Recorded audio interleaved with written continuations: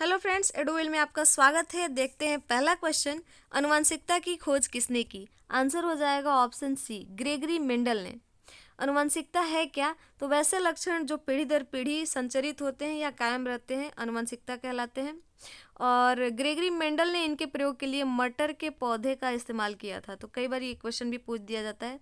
और मटर, चना ऐसे दलहनी पौधे ऑप्शन में दे दिए जाते हैं, तो वहाँ आपका राइट आंसर मटर हो जाएगा। अब इन्होंने मटर का प्रयोग क्यों किया था?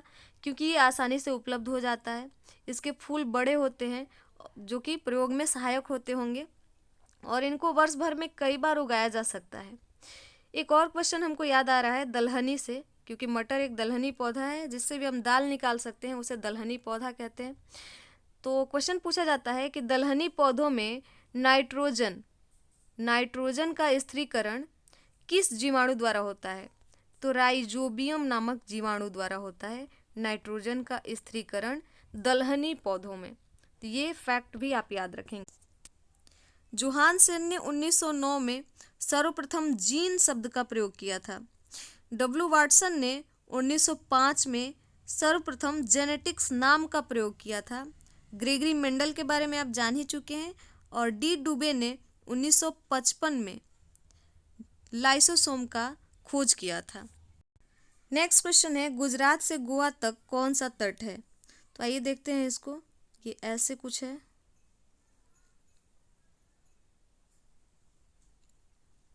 ऐसे आता है।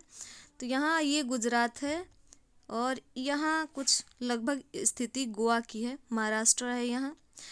तो ये तट जो है क्या कहलाता है? कोंकण तट।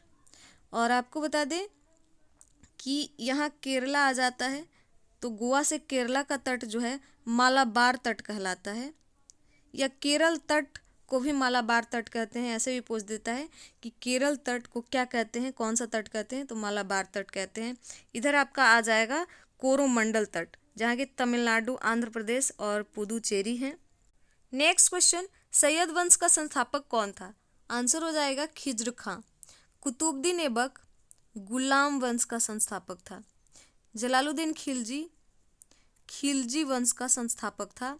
गयासुद्दीन तुगलक तुगलक वंश का संस्थापक था। और सैयद वंश का संस्थापक खिज्र खां था।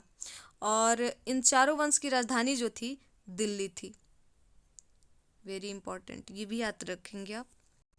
फ्रेंड्स, वीडियो अच्छी लगती है तो प्लीज़ इसे लाइक और शेयर ज़रूर कर दिया करें। आपके एक लाइक से हमारा हौसला बढ़ता है। और हमारे चैनल पर नए हैं तो प्लीज़ हमारे चैनल को सब्सक्राइब कर लीजिए अगले एजुकेशनल अपडेट्स के लिए। नेक्स्ट क्वेश्चन, यादव वंश की राजधानी कहाँ थी? तो राइट आंसर हो जाएगा ऑप्शन डी, देवगिरी। द्वाय समुद्रम होयसल वंश की राजधानी थी और इसका संस्थापक था विष्णुवर्धन। याद रखेंगे आप। ऑप्शन बी में है कांचीपुरम। कांचीपुरम पल्लव वंश की राजधानी थी और इसका संस्थापक था सिंह वर्मन चतुर्थ। ऑप्शन सी में है तंजौर। तंजौर जो है चोल वंश की राजधानी थी और चोल वंश का संस्थापक था विजयालय। और यादव वंश की राजधानी थी देवगिरी। और ये यादव वंश का संस्थापक था कौन? भिलव पंचम। भिलव पंचम काफ़ी इंपॉर्टेंट है। नेक्स्ट देखते हैं, स्वेज नहर किसके किसके बीच है? तो राइट आंसर हो जाएगा ऑप्शन बी, भूमध्य सागर एवं लाल सागर के बीच है। कैरिबियन सागर व प्रशांत महासागर के बीच है पनामा नहर। पनामा नहर। और उत्तरी सागर एवं बाल्टिक सागर के बीच है कील नहर। नेक्स्ट, ऑपरेशन फ्लड की शुरुआत किस पंचवर्षीय योजना में की गई थी? तो राइट आंसर हो जाएगा ऑप्शन डी, चौथी पंचवर्षीय योजना में ऑपरेशन फ्लड अर्थात श्वेत क्रांति की शुरुआत की गई थी। अगला क्वेश्चन, संविधान में अनुच्छेद 36 से 51 तक किसका उल्लेख है? तो राइट आंसर हो जाएगा ऑप्शन डी, नीति निर्देशक तत्व का। और नीति निर्देशक तत्व कहाँ से लिए गए हैं? तो ये आयरलैंड से लिए गए हैं, याद रखेंगे। नेक्स्ट, डायनेमो रूपांतरित करता है। तो डायनेमो यांत्रिक ऊर्जा को विद्युत ऊर्जा में रूपांतरित करता है। और विद्युत ऊर्जा को यांत्रिक ऊर्जा में कौन रूपांतरित करता है? तो विद्युत मोटर। नेक्स्ट, निम्न में से कौन सा कैल्शियम का अयस्क है? तो राइट आंसर हो जाएगा ऑप्शन बी, फ्लोरस्पार।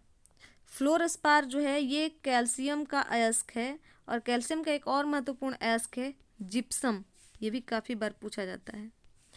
और यहाँ फेलस्पार जो है ये एल्यूमिनियम का अयस्क है, तो इनमें आपको कन्फ्यूजन हो सकता है। फेलस्पार एल्यूमिनियम का अयस्क है, जबकि फ्लोरस्पार कैल्शियम का अयस्क है। बेराइट जो है बेरियम का अयस्क है, और कैलेमाइन जिंक का अयस्क है। ओके, अंत तक बने रहने के लिए धन्यवाद। मिलेंगे नेक्स्ट वीडियो में। Thank you.